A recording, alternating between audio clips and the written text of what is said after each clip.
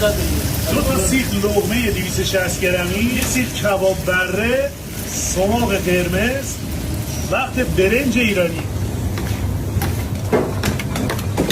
این هم از زعفران درجه یکش.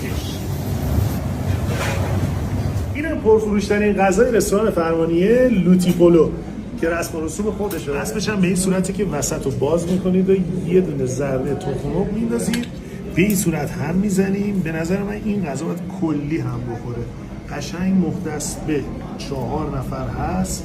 چنجه ها رو ببین، سایز چنجه رو به این صورت بزنی به بدن جاتون خرید. این آیتم دنده زیر برنج رستوران فرمانیه است که ببین چجوری پخته، استخونای دنده جدا میشه و یه آیتم مختص به استان لرستانه. این هم سس گوشت که میاد روی دنده.